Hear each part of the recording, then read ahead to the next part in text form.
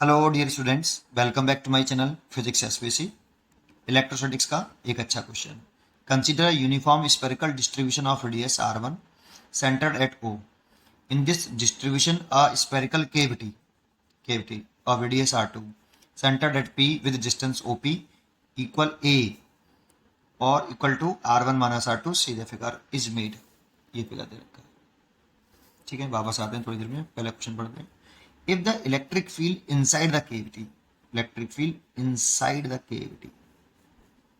Eight the position, कोई भी random position ले लिए इनसाइड द केविटी,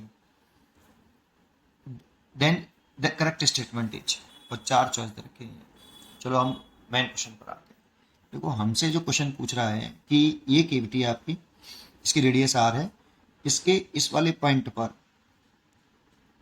जो इससे आर वेक्टर की दूरी पर है, ये आर वेक्टर मैंने मान लिया, ये r vector, small r vector, इस वाले पॉइंट पर इलेक्ट्रिक फील्ड इंटेंसिटी पूछा है, ये इनसाइड दी केविटी है। तो देखो, ये डिस्टेंस तो हमारी ए वेक्टर हो ही गया, ये रहा यहाँ से यहाँ तक की डिस्टेंस, और ये वाली डिस्टेंस में इसमें लेट कर लेता हूँ, ये वाली, ये डिस्टेंस में लेट कर लेता हूँ, ये r1 वेक्टर है। इसको यहाँ बना देता हूँ अलग से।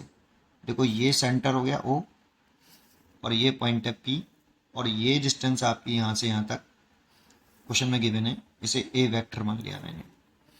ठीक है, यहाँ पे क्वेश्चन में दे रखा है ए वेक्टर। अच्छा, दूसरा, इस पॉइंट पर जो केविटी के अंदर ही है, ये पोजीशन वेक्टर मान लिया मैंने, ये आर वेक्टर। इस पॉइंट पर मेरे को इलेक्ट्रिक फील्ड निकालना है, पी पॉइंट पर। इसे पी पॉइंट ना कह के कुछ और पॉइंट कह दूँ, क्योंकि पी तो डला हुआ है पहले से, ए बोल देता हूँ। ए पॉइंट पर मेरे को इलेक्ट्रिक फील्ड इंटेंसिटी निकालनी है, और इससे इसकी पोजीशन वेक्टर में लेट कर लेता हूँ, ये कितनी है, r1 वेक्टर है। देखो, इसमें ट्रायंगल ऑफ कंडीशन अगर लगाएं तो इसमें जो रिजल्टेंट है वो r1 वेक्टर, रिजल्टेंट वेक्टर है किसका, a vector plus r vector equal to r1 vector. तो एक तो ये हमारे काम आएगा, जब यूज होगा तब देखेंगे इसका। दूसरा पॉइंट इसमें आपको मैं बताना चाह रहा हूँ, जरा ध्यान दीजिए। देखो, इसको मैं एक बार ड्रॉ कर लेता हूँ यहाँ। ये हमारे पास एक स्फेरिकल सॉलिड कंडक्टर, इसमें से इसका ये सेंटर है, इसकी रेडियस r1 मानिए शायद, कितनी, हाँ r1, और यहाँ से एक केविटी निकाल दी है बेटा, ऐसे स्फेरिकल शेप की, और ये केविटी है, तो ये वाला तो पॉजिटिवली चार्ज है बेटा, पूरा यूनिफॉर्म डिस्ट्रीब्यूट है इसमें चार्ज, ये पॉजिटिवली चार्ज है ऐसे। और ये जो केविटी है ना, और इसकी रेडियस ये वाली दे रखी है हमें r2, है ना, और ये डिस्टेंस हमें दे रखी है a। ठीक है, अब इसका वॉल्यूम चार्ज डेंसिटी मान लो रो, कूलाम पर मीटर क्यूब। अब इसकी क्या मानेंगे, यहाँ पे तो खाली है, यहाँ पे कोई चार्ज है ही नहीं है, तो इस जगह पर एक काम करते हैं, अंदर मान लेते हैं रो माइनस रो, तो कितना हो जाएगा, जीरो।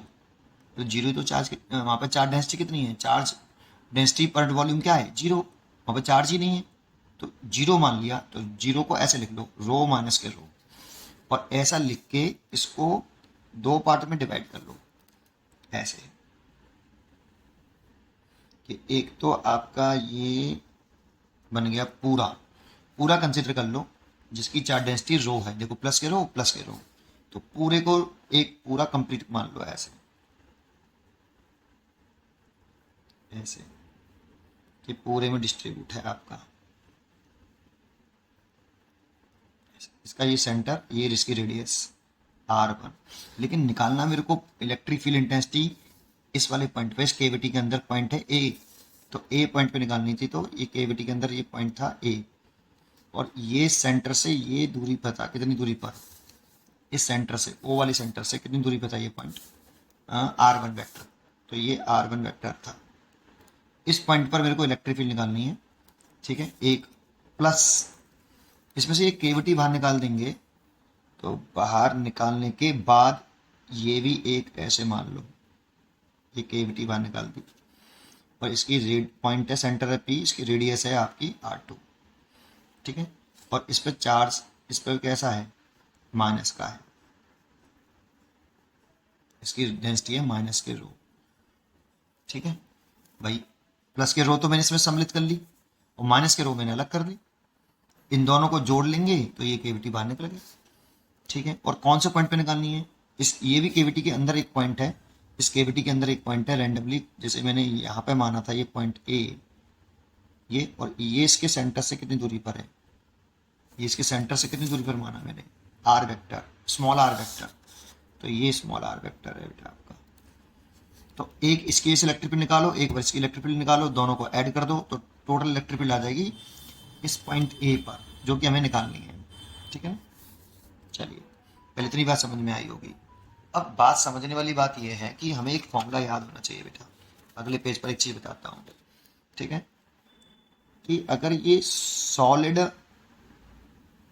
आपका स्फीयर है और इसमें चार्ज यूनिफॉर्मली डिस्ट्रीब्यूट है, ये वाला फॉर्मूला हमें लर्न होना चाहिए, ठीक है, जो मैं बता रहा हूँ। ये सबको याद होता है, फिर भी एक बार बता देता हूँ। अगर इसकी रेडियस है ये कैपिटल आर है, कैपिटल आर, और मेरे को इस पॉइंट पे निकालना है जो इससे स्मॉल आर डिस्टेंस पर है, इलेक्ट्रिक फील्ड इस जगह पे निकालना है। तो इस जगह पे जो इलेक्ट्रिक फील्ड का जो मैग्नीट्यूड होता है उसे लिख सकते हैं के, अगर इस पर कैपिटल क्यू चार्ज है और इसकी डेंसिटी रो है कूलाम पर मीटर क्यूब, और चार्ज कैपिटल क्यू है, तो capital Q over capital R का क्यू इंटू स्मॉल आर, एक तो ये लिखते हैं। और एक चार्ज डेंसिटी के टर्म ले सकते हैं कि चार्ज कैपिटल क्यू और volume 4/3 pi capital R Q. यहाँ से कैपिटल की वैल्यू, क्यू की वैल्यू और के की वैल्यू 1/4π0, के 1/4π0 है, ये दोनों रख दोगे ना यहाँ से निकाल के, तो सॉल्व करके ये जो आता है वो epsilon r over 3 epsilon naught r आता है, ये आता है। रो आर डिस्टेंस पे निकालना है सेंटर से, स्मॉल आर डिस्टेंस पर, तो रो आर 3 एप्सिलॉन नॉट, इसको सॉल्व करोगे तो ये दोनों एक ही बात है, ये चार्ज के टर्म में और ये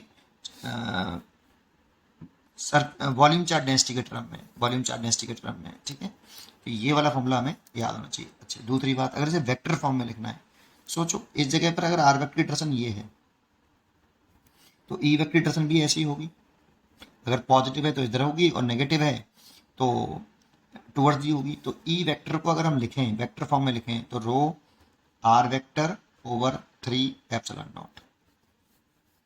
यहाँ पे जो रो है अगर वेक्टर फॉर्म में लिख रहे हैं तो विद साइन लिखना, रो को विद साइन लिखना, जिससे आपका इलेक्ट्रिक फील्ड को पॉजिटिव हुआ तो आर वेक्टर की और ई वेक्टर की डायरेक्शन सेम है, लेकिन नेगेटिव हुआ तो आर वेक्टर की डायरेक्शन तो यही रहेगी, ई वेक्टर की डायरेक्शन इधर हो जाएगी अपोजिट, फिर उसको बैलेंस कैसे करेंगे, तो विद साइन लिख दो, तो अपने आप ही डायरेक्शन अपोजिट हो जाएगी। बस ये 2 पॉइंट ध्यान रखिए, मैं इसका यूज करूंगा, ठीक है। चलिए करते हैं भाई। तो देखो इस वाले पॉइंट पर ये पॉजिटिव चार्ज डेंसिटी इसकी रो कूलाम पर मीटर क्यूब ये, और इसकी मैंने नेगेटिव मानी है, नेगेटिव मानी नहीं, प्लस माइनस करके दिखाया ना अभी आपको, इसमें प्लस है, इसमें प्लस माइनस किया तो इस प्लस को तो इसके साथ ले लिया, पूरा एक मान लिया, और माइनस को अलग कर लिया, दोनों को जोड़ लेंगे फिर वापस ये बन जाएगा। तो इस वाले पॉइंट पर तो इलेक्ट्रिक फील्ड की डायरेक्शन कुछ इस तरह से आएगी, क्योंकि ये R1 वेक्टर ऐसे है तो ये E1 वेक्टर ऐसे होगा, और इसकी वैल्यू कितनी होगी, तो E1 इज इक्वल टू रो लिख लिए। और इसका देखो यहाँ पे कौन सा डिस्टेंस आता है, जैसे इस पॉइंट पे निकाल रहे हैं तो सेंटर से इस पॉइंट तक की डिस्टेंस आएगी R, तो यहाँ से यहाँ तक की डिस्टेंस R1 है, तो R1 vector over 3 epsilon not, ये E1 वेक्टर आ गया, है ना।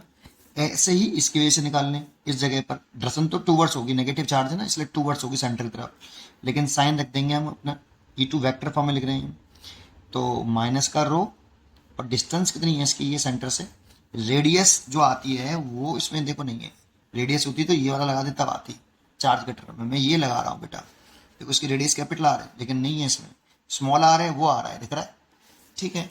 तो क्या लिख रहा हूँ, स्मॉल आर वेक्टर ओवर कितना 3 एप्सिलॉन नॉट। तो नेट इलेक्ट्रिक फील्ड जो आई कौन से पॉइंट पर, इस केविटी के जो अंदर, थोड़ा सा इस डायग्राम को एक बार और बना देता हूँ, है ना, ये ऐसे थी, ये केविटी है, ये इसकी रेडियस है R2, ये पॉइंट A है, ये इससे R दूरी है, ये सेंटर है, ये दूरी आपकी A वेक्टर है। तो इस वाले पॉइंट पर इलेक्ट्रिक फील्ड नेट निकल आएगा बेटा, इस वाले पॉइंट पर जो पॉइंट A है, इसी पॉइंट पे तो निकाला है A और A पर, तो नेट इलेक्ट्रिक फील्ड आया A पॉइंट पर, ये पॉइंट A पर आ रहा है, ये E1 vector plus E2 vector. E1 vector की वैल्यू पुट कर दी जाए तो रो R1 वेक्टर ऊपर 3 epsilon not and minus rho R vector over 3 epsilon naught. यहाँ से रो 3 एप्सिलॉन नॉट कॉमन ले लें तो R1 vector minus R vector. अब देखो पहले पेज पे जो हमने किया था, यहाँ पर A वेक्टर इक्वल टू अगर यहाँ से निकाल लें तो R1 vector minus R vector, देखो ये आएगा, ठीक है। और ये आया तो मैं इस जगह पे ले सकता हूँ रो A वेक्टर ओवर कितना 3 एप्सिलॉन नॉट, ये ई आर वेक्टर आ गया, देखो ये। अब आपने एक बात नोटिस करी, देखो ये मैंने जो केविटी में जो ये डिस्टेंस लेट करी है ना, ये आर वेक्टर, ये रैंडमली कहीं पे भी लेट इनसाइड लेट कर ली है। तो इसलिए जो इलेक्ट्रिक फील्ड आ रहा है वो ए वेक्टर पर डिपेंड कर रहा है, लेकिन R1 वेक्टर पर डिपेंड नहीं कर रहा, R2 वेक्टर पर डिपेंड नहीं कर रहा। मतलब R1 और R2 जो केविटी की रेडियस है और पूरे स्फीयर की रेडियस है उससे इंडिपेंडेंट है, ए वेक्टर पर डिपेंड कर रहा है। तो ये पूरा की पूरा कांस्टेंट है बेटा। ये कैसा कांस्टेंट है? इलेक्ट्रिक फील्ड कैसी है? यूनिफॉर्म। तो इसकी वैल्यू डिपेंड कर रही है, इसका मैग्नीट्यूड डिपेंड कर रहा है। तो ये तो पूरा टर्म कांस्टेंट है। अब इसका मैग्नीट्यूड डिपेंड कर रहा है ए वेक्टर के मैग्नीट्यूड और ए वेक्टर की डायरेक्शन पर, ए वेक्टर के मैग्नीट्यूड और ए वेक्टर की डायरेक्शन पर डिपेंड कर रहा है। इसलिए इसकी चॉइस पढ़ते हैं कि इसका चॉइस क्या होनी चाहिए। देखो इलेक्ट्रिक फील्ड इज यूनिफॉर्म, ये वाली बात तो बिल्कुल करेक्ट है, इलेक्ट्रिक फील्ड कांस्टेंट है बेटा inside the cavity. It's magnitude is independent of R2, ये भी बात सही है कि इंडिपेंडेंट है R2 से, but its direction depends on R vector. तो R वेक्टर की डायरेक्शन पर डिपेंड नहीं कर रहा, देखो ये डिपेंड कर रहा है ए वेक्टर की डायरेक्शन पर। इस नेट इलेक्ट्रिक फील्ड जो आ रहा है वो ए वेक्टर की डायरेक्शन पर डिपेंड कर रहा है, ना कि R वेक्टर की डायरेक्शन पर डिपेंड कर रहा है। इसीलिए ये वाली चॉइस तो भाई गलत हो गई। अब चेक करते हैं बी चॉइस, इज यूनिफॉर्म, ये वाली बात ठीक है। Its magnitude depends on R2, ये तो बिल्कुल ही गलत हो गया। देखो यही लाइन गलत हो गई, डिपेंड्स ऑन R2, तो ये तो गलत हो गया। चलो आगे पढ़ने का मतलब ही नहीं है। इज यूनिफॉर्म ठीक है। Its magnitude is independent of A, तो देखो ये भी बात गलत बोल दी, इसका मैग्नीट्यूड ए पे डिपेंड कर रहा है बेटा। और its direction depends on A vector, ये भी गलत बोल दिया यहाँ पे। ई वेक्टर का जो मैग्नीट्यूड है वो ए वेक्टर के मैग्नीट्यूड पे भी डिपेंड करेगा और डायरेक्शन भी डिपेंड करेगी, इसीलिए ये वाली बात भी गलत हो गई। इसीलिए ई वेक्टर इज यूनिफॉर्म, ये ठीक है। Both its magnitude and direction depends on A vector, ये करेक्ट है, डी इज करेक्ट चॉइस। उम्मीद करता हूँ कि आपको ये क्वेश्चन जरूर समझ में आया होगा। पढ़ते रहिए और खुश रहिए। Thank you.